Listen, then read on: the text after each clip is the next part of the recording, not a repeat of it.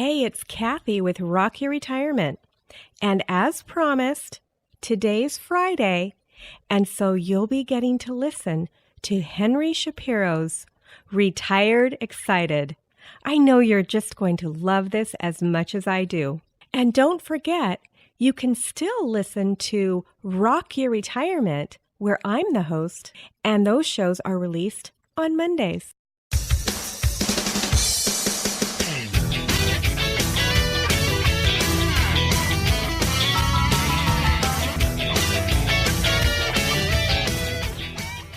Welcome to the Retired Excited podcast.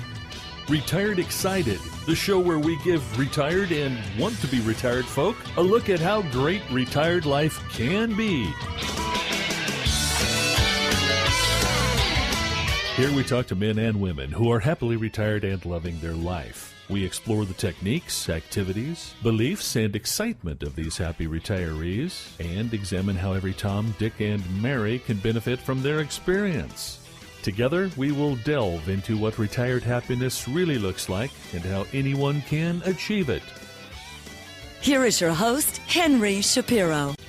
Hey folks, Henry here, Retired Excited, the show providing inspiration for people who are nearly retired, newly retired, or say they're never going to retire. If you're nearing retirement and fearful of what lies ahead, you don't need to be. If you're already retired and wondering how to fill your days, then this show is exactly for you. Here we talk to retired people doing things that make them happy. Things from stamp collecting to cruising, from dancing to touring the world on a motorbike. There's an exciting stage of life to be enjoyed after full-time work, and it's got nothing to do with your financial situation or social position. We talk to everyday retired people who are living the life they want, and we talk to a few professionals to get expert advice. And I chip in with some of my own experiences. Welcome to episode 7 of Retired Excited. Hope you're all having a great day. It is an absolutely magnificent day here. And when I say magnificent, there's clear blue skies with just a little touch of white fluffy clouds in the sky. And it is 34 degrees, and that's in centigrade, so it's about 91 degrees Fahrenheit for those of you in the US or other places. I've got a fabulous guest for you today. He's an interesting man. He is a crusty old Scotsman, and his name is George Young. As we're going along, just see if you can work out how old he is and how long he has been in the club. When I say club, what we're going to hear about today is the Berwick Woodworkers Club. George is on the committee there. I don't know quite how long he's been on the committee, but I've spoken to a couple of the other members there, and they all have enormous respect for him. Doesn't smile a lot. Even when he's telling me a joke, he doesn't smile, but I reckon he's smiling on the inside. The club is in a couple of buildings in what is known as the Old Cheese Factory complex. The complex is on the site of a historic building. That's hard to say. It's on the site of a historic building. It's a 2-storey mansion kind of a building, and there's various other buildings around it on a large plot of land. And this plot of land is in the middle of a suburban area. I thought that the land belonged to the council, but he soon sets me straight on that. Anyhow, there's a management committee there, and they run various events. So in the main mansion, you can have weddings, there's a chapel there, there's a pottery club there, and the Woodworkers Club is in a couple of buildings. One of the buildings has a dining area and meeting area, and some of the more complex machines, lathes and bandsaws and the like. And the other one is more for hand tools and the storage of bits of timber and so forth, and doing some painting work on what it is that they produce. Now, I want you to do something for me. I want you to listen to this interview very carefully. What I'm really asking you to do is to listen between the lines, if you can say such a thing about an audio. You might need an interpreter because George is not all that easy to understand sometimes, and so between his Scottish accent and my Australian accent, some folks are going to have a problem, but it's pretty good. As I said, listen between the lines. I want you to pick up, apart from folks coming down and doing woodworking and making what they want or helping other people, I want you to try and pick up 3 things which are important to George, and in my view anyhow, the most important things to do with the club. let's have a little discussion about what these three things may be after the interview. So here we go. Okay, we're here today at the Berwick Woodworkers Club, and I've got with me George Young, who's on the committee of the club. How are you, George? I'm very well, thanks. Excellent. So tell me a little bit about yourself, your background. Well, I'm from Scotland, of course, from the southeast of Scotland, midway between Edinburgh and Berwick-upon-Tweed. And I was educated in Scotland, worked in England, and came out here after I retired. Okay. So it was after you retired. Tell me about what happened when you retired. Did you work up until the maximum age, or how did that work? Yes, I had to retire at 62, and for economic reasons, we delayed our departure for Australia until I was 65, so that I had a retirement pension to bring with me. Okay, and is that a British pension or a Scottish pension? The British retirement pension. Pension system, yeah. And was that an easy move to retire, or how did you feel about it at the time? No, there was no problem. No, I had worked all my working life for the government, and I was heartily sick of the British government, especially when the Iron Lady came into power. Right. She was just a thorn in our flesh, as a trade unionist, that is, you know. Yes, yeah. She was out to kill the trade unions at the expense of the British economy. Yeah. It was as simple as that. Yeah, yeah. Because of her obsession, her, I would say probably her upbringing. Yeah, yeah. She was a very strong leader, though, at the time. Whether you, I'm not gainsaying that, but it was at everybody else's expense. Yeah. What did you think about the unions in Australia? Did you? I never really got involved with any sort of background information on the unions at all. Yeah. I heard all about the trouble in the docks and one thing or another, but. So what year was this? What year did you come out? 95. Oh, okay. 20 years ago, 21 years come January. So your transition from working to being retired, that was fairly smooth for you? Oh, that was no problem. Yeah, no. Yeah. And I knew 40 years in advance when I would be retiring. Yeah. And it couldn't come quick enough. What about financially? Was it going to be a drama financially? Oh, no. Coming out here was probably not a drama, but it had to be a consideration. That's why I waited until I was on the retirement pension, you see. Yeah. Retired at 62, but the pension wasn't payable until 65. Yes, yeah. So in order to have a fairly decent income to come out with, I had to wait until I got the retirement pension. Yeah. Now, here we are at the Woodworkers Club. And obviously you weren't working as a carpenter or a cabinet maker there. No. What was your interest in woodworking? Well, I'd always had an interest, but the interest was stimulated when I went south into England, and I was obliged to purchase property. Okay. And it therefore became a necessity to do odd jobs for my own benefit, without too much dependence on tradesmen. Okay. So I started taking an interest in woodworking classes. Yeah. And did you go to classes? Yeah, I went to classes, yeah. Yeah. And so then when you were here, how did you find this woodworking club, the Berwick Club? Oh, it wasn't a problem, because the club goes to all the shows round about, and one of the first events I attended when we arrived here was the Berwick show. Yes. And I met a gentleman there who was working on a scroll saw, and we got chatting, and he invited me along to the club. Okay. So that was in February. Yeah. We arrived in January. That was the end of February. Okay, so that was quick. Yeah. Yeah. Aye. That's interesting because my contact with the club was at the farmers market. You have a stand at the farmers market. Oh yeah. And I got talking to the folks there, and they said, "Oh, come up and have a look and see what's going on." No, that's Yeah. Well, we've only recently started the farmers market, so about a couple of years back. Yeah. It hasn't been a long-standing arrangement. right. So, tell me about how's the club organised? Who comes to the club? What's the administration of the club?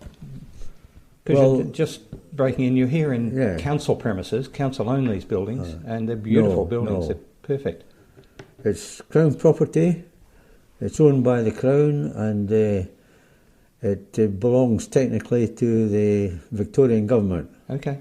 Oh, okay. Not the council. Mm-hmm. No, not the council. So we have a lease with the Victorian government. Mm-hmm. The council, the City of Casey, they administer it on behalf of the Victorian government. Okay. And although we built the property, if you build on Crown property, anything you build automatically reverts to the Crown. So although we built it, we don't own it. We have a lease. And the City of Casey, they maintain the property, all the properties on the site. Yeah. So tell us about the members. Typically, who are the members? What sort of people? We're an incorporated club. Mm-hmm. So we're legally on the right side of the Department of Justice. Right. We're registered with them, and I'm just going to stop for a second and take your arm out from under there. There you go. Put your arm on top of it. Yeah, that's we're registered with them, and we have to make our annual return to the Department of Justice, and get clearance on our constitution and all the rest of it. You know? Right. Yep. And the members? So the members are from all over. As I was telling you earlier, we only have three carpenters in the club, and at one time we had I don't know whether he's still in the club or not, but we had a cabinet maker. Right. But these were about the only blocks who were concerned with timber work. Mm. The rest are just a mixed bunch. A lot of them in the early days, a lot of them used to work with GM. You know, General Motors down in Dandenong, yes. Yeah. In fact, the fellow that introduced me to the club, he was with General Motors, and so most of them retired. No, not all. No. We our age group is from age 13 onwards. Right. Okay. And the reason for the age 13 is that it's the early stage at which the insurers will insure. Okay. So that's the guiding principle. Yeah. So in the past we've had teenagers in the club. Mm-hmm. Mm-hmm. We've still got two teenagers in the club. Yeah. One's 15, I think. The other one's 18. Mm-hmm. But typically, how old would they be? I would say the average age of the club is probably about 60. 60. Yeah. But we've got a group of women who come in on a Wednesday evening. They're 2 or 3 of them are school teachers, I think. Okay. So they're in their, probably generous and say they're in their late 40s. Now, you were telling me about women before. What was that story? Women coming in? No, I was saying about women wanting to introduce their husbands to the club. Yeah. More, when we're out at a farmer's market or such like, it's women more than men who come along and say, can we have an application form? Right. So, because I want my husband to join. That's the usual principle. They're trying to get them out of the house. Our members come from all over. Yep. They're fairly scattered. We have some from Bunyip Way, and we've got some from Pearsdale Way, and some from Seaford. Not Seaford, Chelsea. Chelsea. Remember just Chelsea? For the sake of the people listening who won't know where this is, how far away are those things? those places? Oh, Bunyip, I'm not quite sure actually. Probably about 25k. Yeah. Bunyip. Okay. Aye. And Pearsdale will be about 30k. Yeah. Chelsea's probably about 30k, going in different directions. We have members in the past, we don't have any at present, but we've had members in the past from Dufton and Endeavour Hills. Right. I think we still have someone from Endeavour Hills, yeah. Most are from Narre Warren, Narre South, Berwick, Beaconsfield, Yep. and Upper Beaky. So if I talk to you about the club itself, what's the best thing? What is the thing that you like best about the club? Well, it's a very mixed club. It's a fair range of experience, different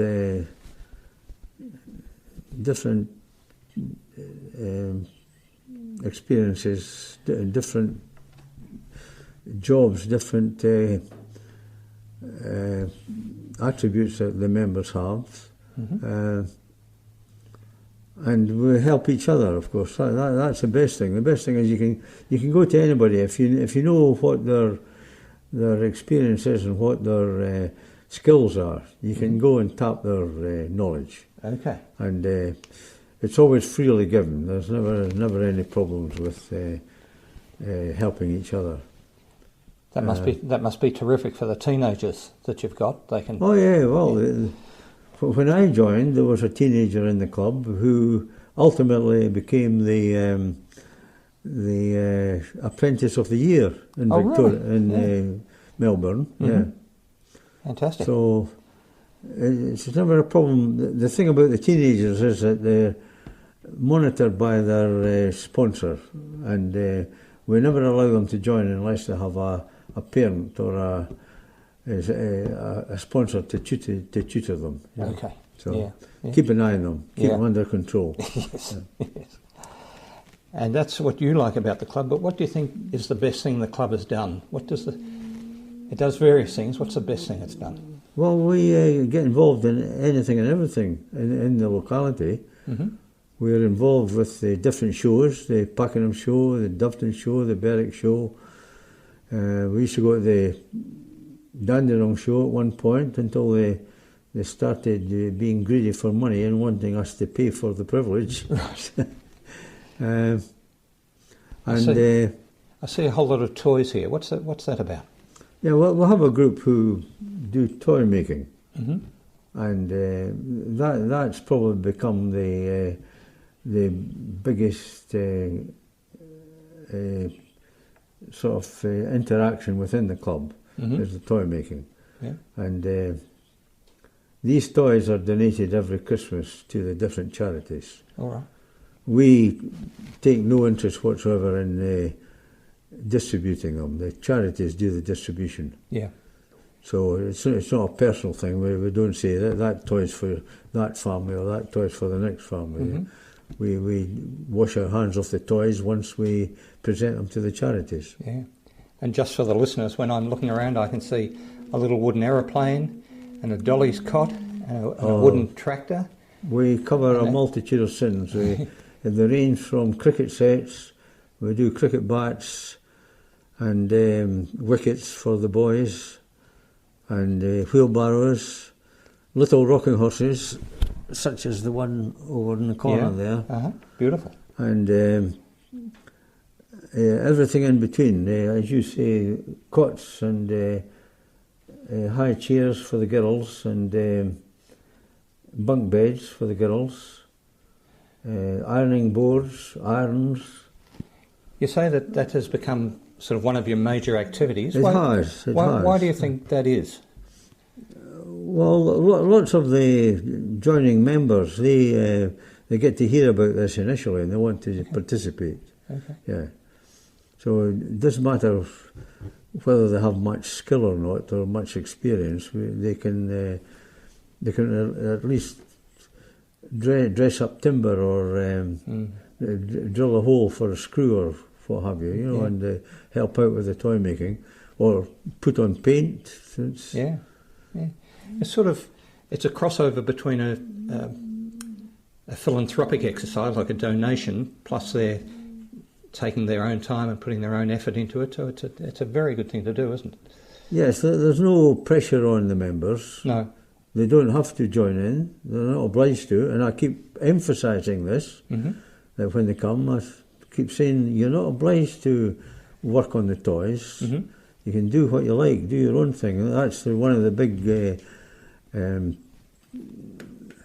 advantages of the club, is that any two members can come in at any time, right, and work on the machines, and they can do what they like. So typically, if they're not doing toys, what sort of thing do they do? Oh, they might do anything. Recently, I've been repairing chairs for a woman. Or we get caught up with repair jobs all the time. Okay. One of the other members was repairing an honours board for a badminton club, I think it was. Badminton club. Yeah. We get caught up with these things. We've done repair jobs for kindergartens. Well, probably not kinders. Playgroups and playgroups in the past. Have you had any disasters? Is there anything happened in the club that's been a real drama? No, we've never really had any problems. We've only once had somebody who called on the insurance. We had a doctor who was in the club and who agitated on and on and on about the first aid box not being up to date and requiring some attention. So we did attend to it under his guidance. And the funny thing is that he was the only person that ever had an accident. Well, up to that point anyway. The reason I ask is when I was at school, we used to do woodwork when I was, and the teacher held a piece of timber like that and ran it through the planer and took the tips of his fingers off. In class with the students all around, and you can imagine that was. Oh well, we've had I've taken the tips off these fingers there, but not sufficient to do much damage. No. And not so long back, I knocked the tip off that. I didn't take it off, I knocked it off. Right down to the nail bed, but that was on a lathe, and it was there was really carelessness on my part. Yeah. But we don't have any serious accidents. Yeah, that's terrific. Occasionally, somebody maybe cuts themselves with the bandsaw, but it's always carelessness. Yeah. It's never the fault of the machines. So if you look ahead now for the next 5-10 years, what do you look forward to on behalf of the club? Well, the council who are administering the property actually want us off the site. Oh, right. I think I mentioned it to you before. But in order to get us off this site and out of these premises, they've got to provide alternative premises. So they've got a master plan, and we'll be down the bottom of the hill. Okay. Beyond the line of trees, beyond the line of elms. Okay. We'll be down there. They've got all sorts of different plans for reorganising the site. You know, the farmers' market was probably the initial stages. Okay. The farmers' market used to be up the avenue. Yes. In amongst the trees here. Yes. Yeah. But for some reason or other, and I think it had to do with the arborists in the council, because they've always been very protective of the trees there. So, yes. So the farmers' market area, which you've obviously seen, it's all been laid out, landscaped, and power installed, and all the rest of it. So, so we'll be down closer to that setup down there. Are you looking forward to that, or is that not well, something? It was to be this coming year, but it'll probably be nearer 2018 before we get there. Yeah. Now you're on the committee of the Yeah, club. right. What are you looking forward to personally? If you looked a few years ahead? Oh, well, I'll probably back off the committee. I'll probably resign at the end of the next financial year, Yeah. and let some of the younger ones take over.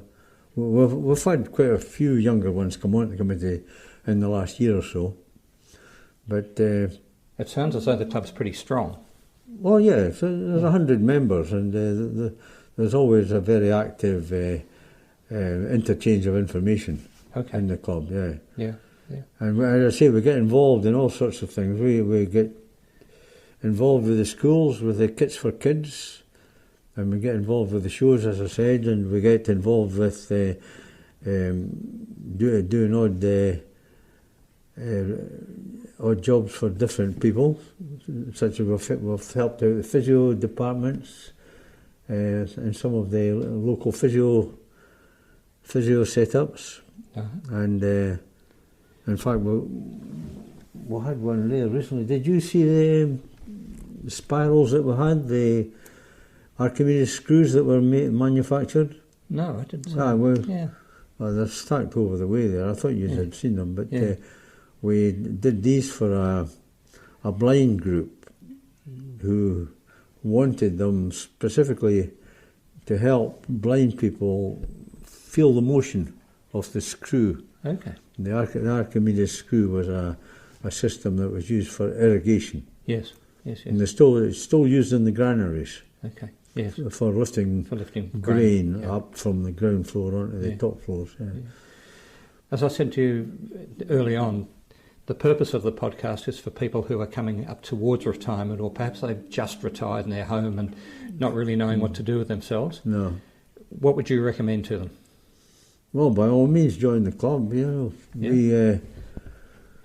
we'll have a good rapport here. All the members get on very well. We never have any problems. Mm-hmm. At least we don't nowadays. We have in the past, but Yeah. we don't have it nowadays. Yeah.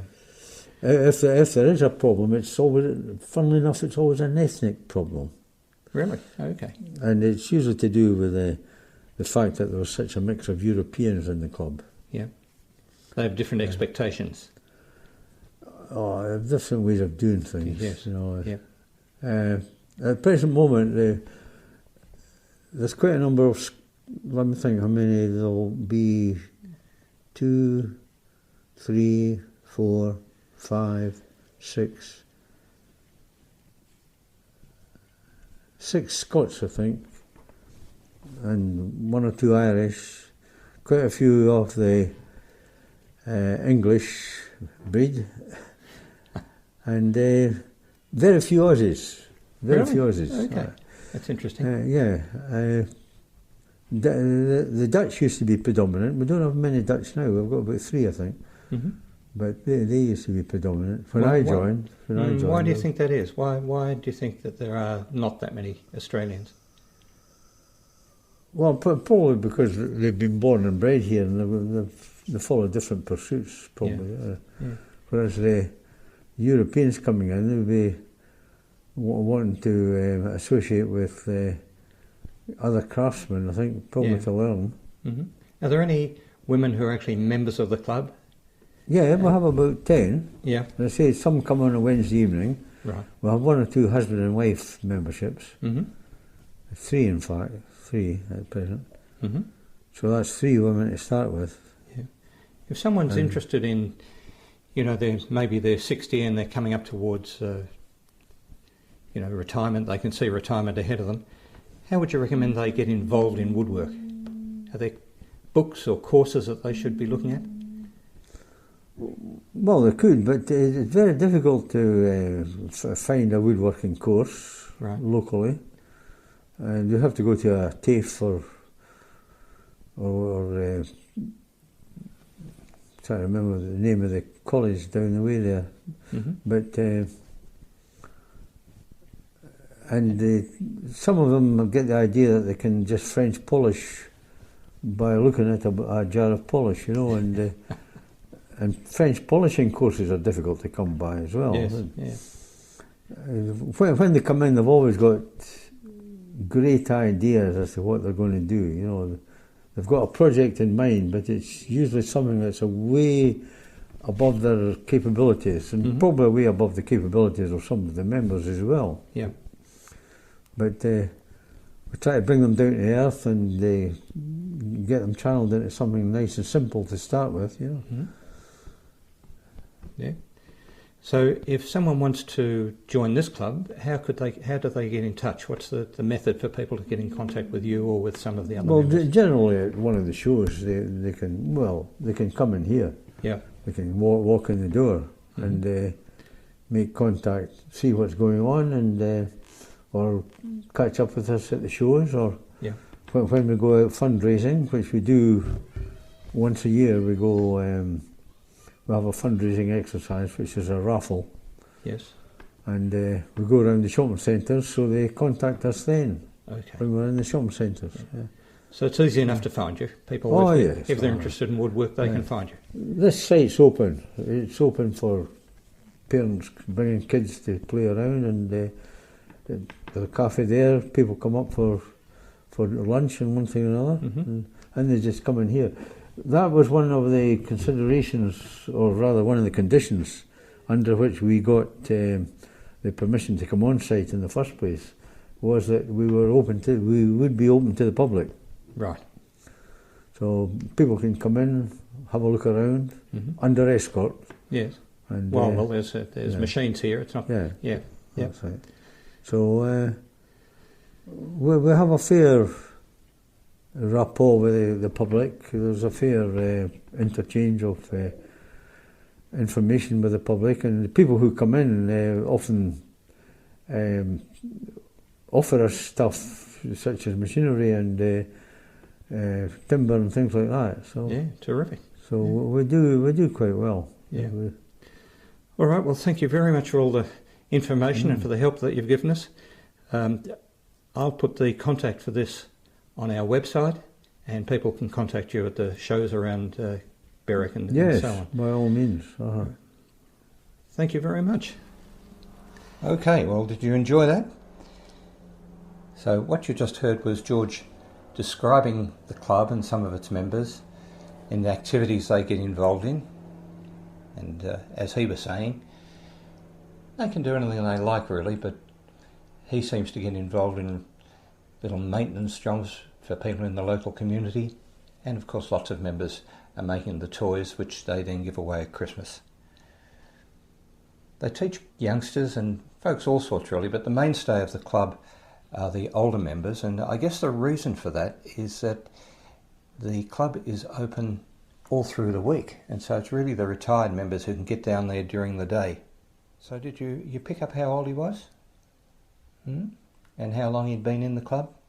I'll leave that one with you. What do you think the three important things that came out of that were? Well, at least in my mind anyhow, I can tell you what I thought, and perhaps you can comment later on. I think that for the long-time members at least, what they're making is really quite irrelevant. What's important to them is that it's a safe community that they can relate to, and it's a friendly community, so they can go down there, know they're going to find some friends or take a couple of friends with them to do some work, and they know that the atmosphere down there is going to be friendly, they're going to help each other, and that's the second point really, that they're helping each other, they're supporting each other. And I guess when you get later in life, you know, these things become more important to you, to have a supportive community around you. Maybe your children are no longer around, maybe they've moved away, as mine have. My children are, well, one's 3 hours away and the other one's many, many thousands of kilometres or many thousands of miles away. So to be part of a caring and helpful community is a great thing, and that's one aspect of help. The other aspect of help is that they can help the young folks or the folks who come down and are just starting on their woodwork hobby and impart their knowledge. They feel as though they're giving something back to the community by being able to use their experience and pass that on to other people. And of course the third thing is the toy program. And here they make something approaching 1,000 toys per year, and then give those toys away to a number of charity organisations for the distribution. As he said, they don't get involved in the distribution, so being able to make things which help other people is, as I said, sort of that's not easy to say, is it? A philanthropic exercise. They are doing something they love, being involved in a supportive and safe community, the club itself, and being able to help other people at the same time. And I think in an earlier episode I talked about what it is that makes people happy. And it's, in my view anyhow, it's a sense of having a purpose. Particularly as you get older, having a sense of purpose is really important in your life. You've done all those things or hopefully you've done those things like providing for your family and maybe purchasing a home or being in a settled situation anyhow. So now you're in a situation where you just want to know that you're valued, that you have friends, that you've got something to look forward to every day, but that you've got a purpose and a connection. In this case, it's a connection to community. If you've got a pet, you'll know, in particularly a dog, not so fond of cats, particularly if you've got a dog, you know what I mean by having a connection to another living thing. And that's really, really important. So that's my thoughts on it, and I'd be really very, very interested to hear what your thoughts on this may be. For those of you who have had a bit of an inkling that you'd like to learn about woodwork, where do you find out about this sort of stuff? Well, what I did was I just Googled it. I Googled Woodworking Club, and in fact I Googled Woodworking Club Melbourne, and I came up with 3 or 4 clubs around the suburbs of Melbourne, and I'm sure they'd all be similar. You could just go down. And in the particular city where you are, whether you're in Australia, whether you're in New Zealand, whether you're in America, wherever you are, I'm sure there'd be woodworking clubs that you go down and talk to the people. There's a small joining fee and a small annual fee, but the larger scope of life, those fees are not very much money. So here's what I'd like you to do. At the bottom of the page on the net, and that will be in retiredexcited.com/007. So you can go to that page and go down to the bottom. You'll find a place where you can put your remarks. And I'd like you to tell me what you think. Tell me, what did you pick up in that interview? What do you think is important in life as you're getting a bit older? The things that we've been talking about will of course be on that page, and they'll be outlined in the show notes that are written there. The other thing I'd like you to do is email me. You can email me at henry@retiredexcited.com. And if you have any issues that you would like me to talk about on this podcast, if there's things that have been disturbing you, if there's some topics you'd like me to cover, just send me a quick email. I will reply to you and we'll get on to those. So that's the end of it for today. Thank you very much for listening. Hope you're having a great day, and I will see you next time. I like it. I'm going to give that a go for sure. Ian, that was terrific. That was interesting. What a good idea.